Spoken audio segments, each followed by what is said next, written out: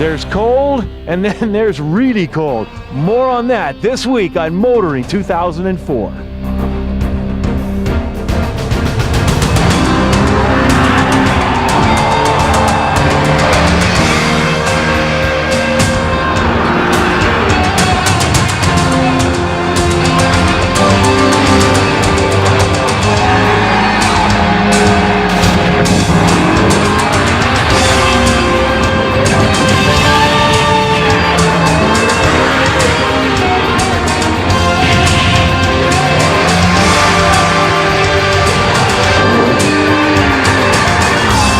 TSN's Motoring 2004 is brought to you by Quaker State Motor Oil. Oils fine-tuned for different engines. And Midas, Total Car Care. We do that. You know, sometimes I find myself watching someone on television trying to tell me how cold and miserable the weather is. And normally I have a hard time relating because usually I'm somewhere nice and warm and cozy, like you probably are right now. So there's no point in telling you that it's almost 15 below out here and that my toes, if I could feel them, probably look like ice cubes. But you know what? There are some people who get really excited about cold weather, and each year they try and find the coldest places in Canada. And this week we're going to find out who these people are and why cold temperatures turn them on.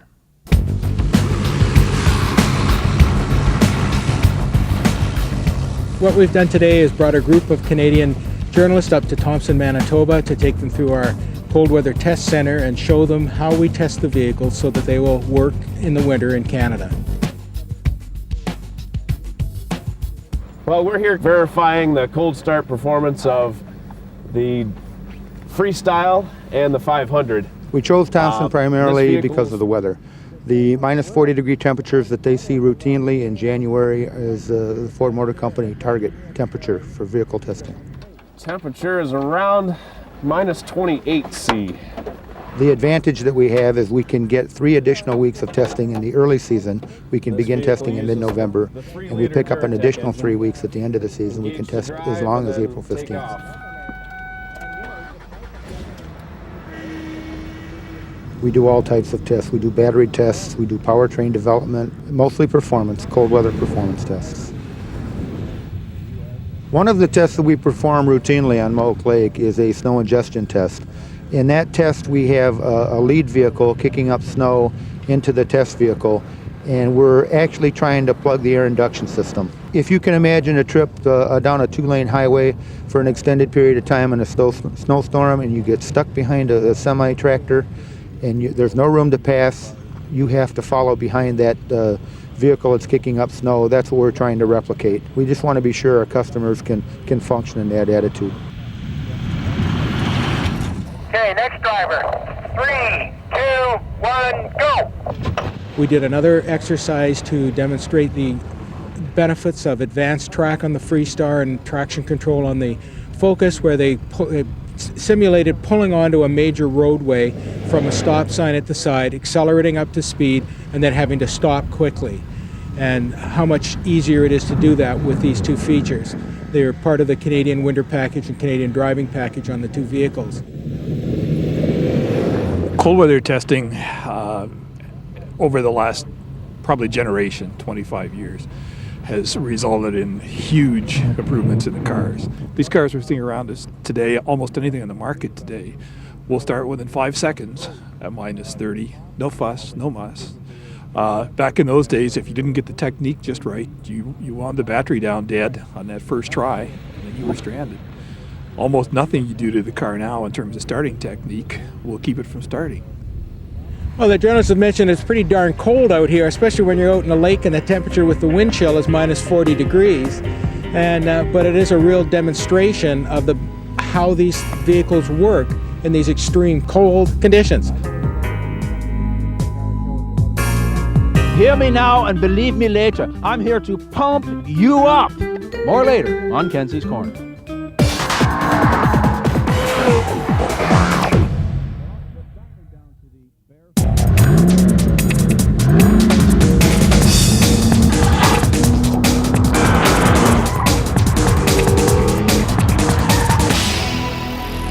You know, traditionally Suzuki has catered to a relatively small part of the market because only 37% of the buying public shop small cars. Well, Suzuki's going to broaden its horizon with this all-new Verona mid-size sedan. Quite simply, it ups its potential market to a massive 57%. Beneath the Verona's attractive sheet metal, the car brings a number of very pleasant surprises and one dumb move. Simply, anti-lock brakes are conspicuous by their absence on the entry-level GL. To get them, you must buy the up-level GLX model, which is a short-sighted move on Suzuki's behalf. It not only deprives the cost-conscious consumer of its helping hand, it also rules out traction control. And when you see what happens on ice, you understand why I say dumb move.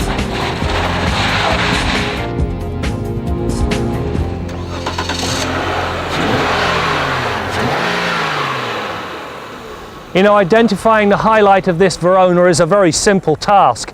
It's right here. This 2.5 litre double overhead cam 24 valve inline 6. It really is one very smooth operator. In fact, it's good enough that it rivals BMW's legendary quality. As a result, you've got to watch for one thing. Just don't try and restart a running engine. While the inline 6 is not the most powerful in its class, the 155 horsepower and 177 pounds-feet of torque at 4,000 RPM do enough to keep your blood pumping. Tromping the gas sees the Verona pull its way to a metric ton in about 9 seconds. In the process, it remains quiet and the smoothness displayed at idle continues all the way to redline. It really is a very nice tool and an equally pleasant surprise. You know, when you climb behind the wheel of the Verona, there's more surprises awaiting. First of all, it's nicely attired, very well equipped, and all of the controls are logically placed. Good set of white-face dials, large knobs and controls that allow you to operate them even with a gloved hand. Now at this point, I'd normally talk about the radio. In the past, Suzuki used impossibly small buttons. They've now got nice large buttons. The problem is, if you do want to adjust the radio, you've got to take your eyes off the road. However, there is a saving grace, and this is where the nice surprise comes in. All of the stuff you want to adjust can be done right here on the steering wheel. Scroll through the modes, seek through the stations, adjust the volume, and you can even turn it on and off right from the steering wheel. The 4-speed automatic married to the motor fares equally well. The shifts are smooth when loafing along, and when a kick down to a lower gear is demanded, it is quick without being abrupt. It also learns the driver's style and then adapts the shift pattern to suit. Unlike many adaptive transmissions, however, the Verona's is quick to learn. Mat the gas pedal 3 or 4 times to force a kick down, and it immediately begins to hold each gear a little longer before upshifting. Now, if you do happen to get relegated to the rear seat of the Verona, don't panic. There's plenty of toe room, abundant knee room, and ample headroom. Indeed, it's wide enough to accommodate 3 adults with relative comfort. Beyond that, you get 60-40 split folding rear seats and a trunk that'll hold 13.4 cubic feet of luggage. The suspension mirrors the class norm with McPherson struts up front, a sophisticated multi-link arrangement in back, and anti-roll bars and gas-charged shocks at both ends. It all works together to give the Verona a surprisingly refined set of road manners and a sporty balanced poise when pushed through the pylons. The balance feel is down to the fact that the majority of the mass lies within the wheelbase, and so understeer is minimal considering the 6 under the hood. The biggest difference between the GL and the GLX, anti-lock brakes aside, are the tyres. The base model comes with 205/65 R15s, while the up-level GLX wears lower profile 205/55 R16s. These tyres squirm less, and so the turn-in is sharper and the feel more sporty without any tangible loss in ride comfort. You know, the addition of the Verona is a welcome one, and for 2 important reasons. From Suzuki's standpoint, it gives their traditional buyers a vehicle to move up to when they outgrow their smaller vehicles. From my perspective, well, it puts a darn good set of wheels on the road at a very affordable dollar.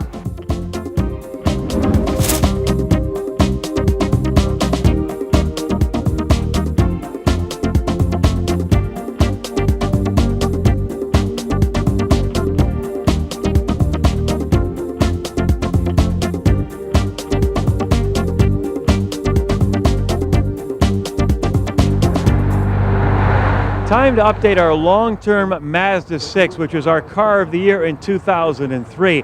Other than trying to keep it clean, we've had absolutely no problems with the vehicle in what has been a very cold winter. But a few gremlins have popped up. The first one concerns the driver's side door. When the temperature is -10 or colder, many times it's hard to close the door without slamming it very hard. Well, apparently it's a latch problem. It's covered by warranty, a quick fix, so go to your Mazda dealer. The other one concerns some possible rust on the inside of the driver's side door along the weather stripping, although to date we have had no problem with this vehicle. And finally, there has been a recall that concerns the fuel tank. Apparently there is some fuel odor in the vehicle. We have not experienced it, but once again, you'll be getting a letter, and it is a fix covered by warranty. Our Midas tip of the week concerns fuel economy. I know via the emails you send me that many of you are very concerned about fuel economy. I'm sure you're keeping on top of your tire inflation pressure, and you know how important those monthly checks are. You've adjusted your driving habits, you're avoiding excessively high speeds, and you're avoiding the jackrabbit starts, heavy braking, and then re-accelerating hard. Smoothing out your driving will go a long way to improving fuel economy.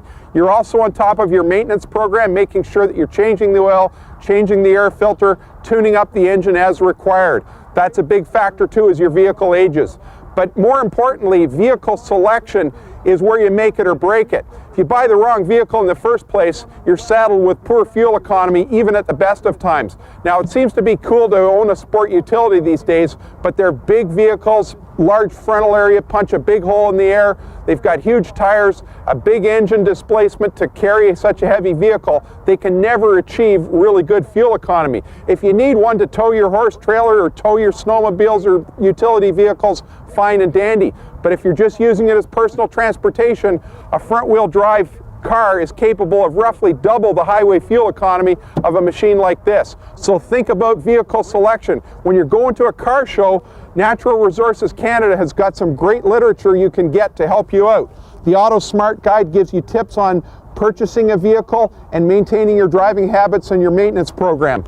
This one here will tell you the most fuel efficient vehicles in every category, and some of these vehicles are built right here in Canada. This one will tell you the fuel economy numbers for city and highway driving for all brand new vehicles available in Canada, and you can get this at many licensing vehicle offices. And last but not least, the car economy calculator is a little slide rule that allows you to check the fuel mileage of every tank of gas in the vehicle you currently own. You can play a little game with yourself to see if you can improve your fuel economy via driving habits and maintenance. That's your Midas tip of the week.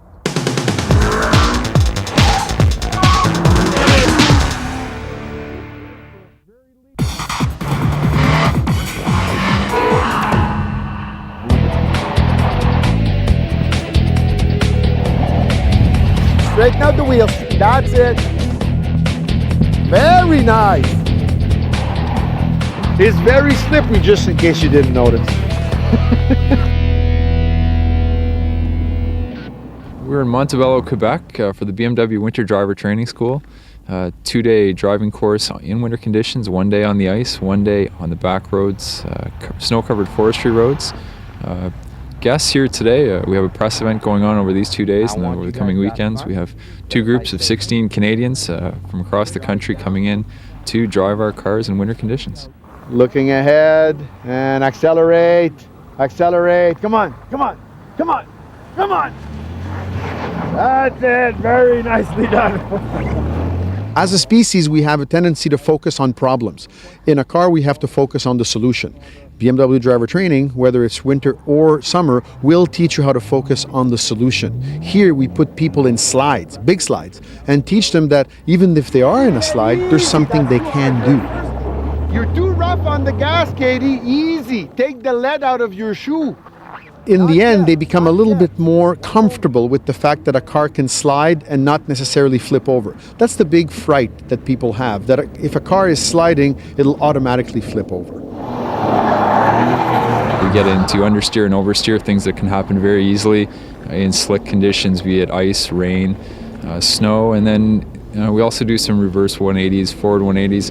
more fun exercises, not really things that you would do on the road, obviously, but that teach vision, picking up visual cues, where to look, things like that. So we're teaching good habits, not necessarily a skill that would be used on the road, but trying to ingrain a habit that you need to accomplish those things.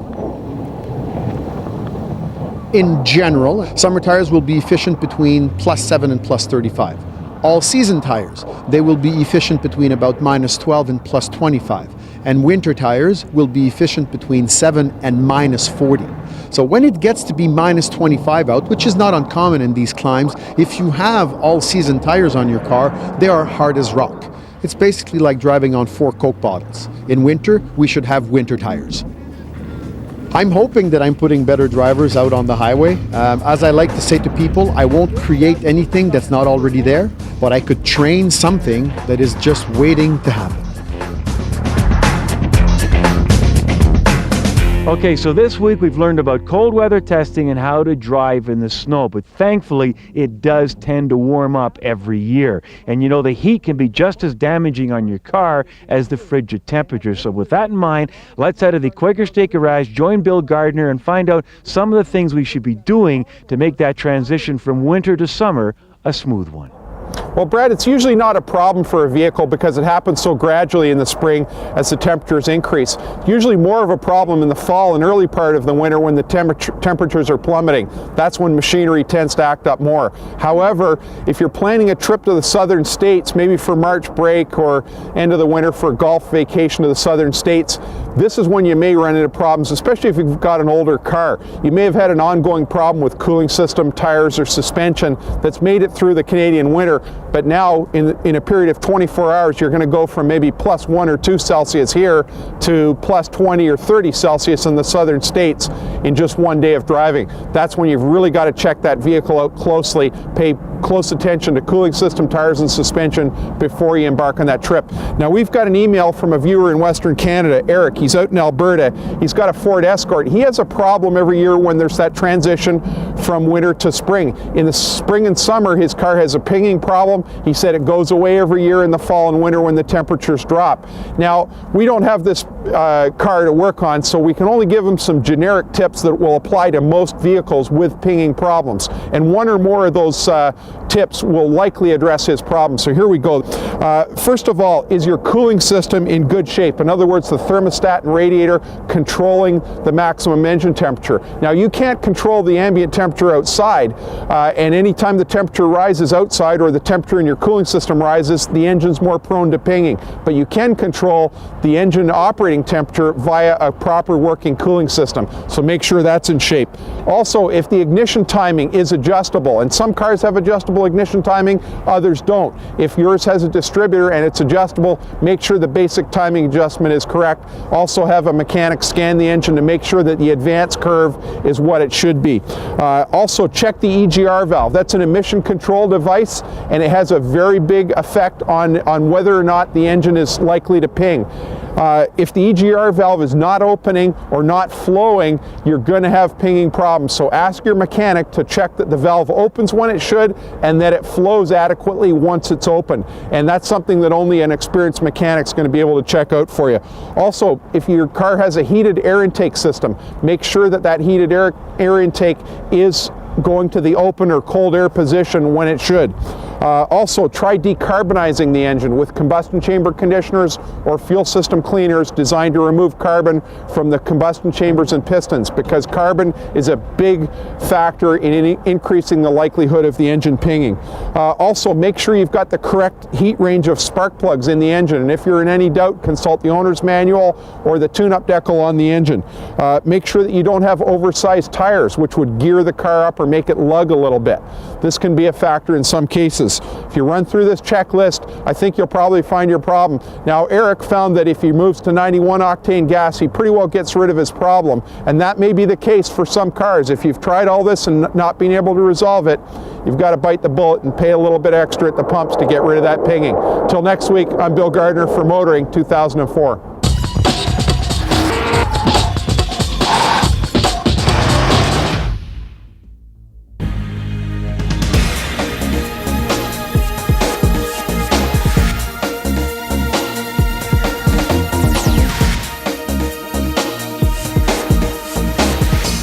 You know, I don't think Arnold Schwarzenegger could even spell irony. He probably thinks it's what you do with your clothes after you take them out of the laundry. But a definition of irony, well, that would be the guy who turned the Hummer into a cult classic, now the governor of California, deciding to build a hydrogen highway to encourage the use of pollution-free vehicles. Now, this is a conversion of the magnitude of St. Paul on the road to Damascus, and if you didn't go to Sunday school, well, you can look that one up. Now, Arnie, your heart is in the right place, because the rate-determining factor for hydrogen-powered fuels is infrastructure. We can't get hydrogen on every street corner like we can gasoline. Now, some experts say the cost factors associated with hydrogen will never be resolved. But if the price of gas gets high enough, and if the value we place on clean air and reduction of fossil fuel consumption gets high enough, well, then hydrogen becomes an option. But Arnie, there's one little problem with your proposal. Your state is broke. You can't even afford electricity, let alone the hundreds of millions of dollars this is going to cost. Besides, if you build this thing from, I don't know, Los Angeles to San Diego, well, what if you want to drive to Las Vegas and maybe win back enough money to balance your budget? You know, I don't think this is going to happen. Now, I hate to be a cynic, as you all know, but I suspect this little ploy is just the first campaign promise in Arnie's re-election campaign. And, you know, I can already hear the slogan, "I'll be back." God save us all. I'm Jim Kenzie. You know, this week we've been talking and maybe whining a little bit about the cold weather, but you know what? If you gotta live in it, you might as well brave the elements with a little style, right? Well, you gotta check this place out. It's the Beaver Creek Ski Resort just outside of Vail, Colorado. And along with heated sidewalks, they've got a series of outdoor covered escalators that will literally take you from the parking lot to the foot of the ski lift. You gotta love it. All right, that's it for now. We'll see you next time out as we continue to bring you more stories about cars and the people who drive them. The face of the vehicle, the shape of the headlamps and grille, the gentle curves of the fenders, even the tailgate. These cues all have Chevrolet heritage, but are conveyed in a thoroughly contemporary way. TSN's Motoring 2004 has been brought to you by Quaker State Motor Oil, oils fine-tuned for different engines, and Midas, Total Car Care. We do that.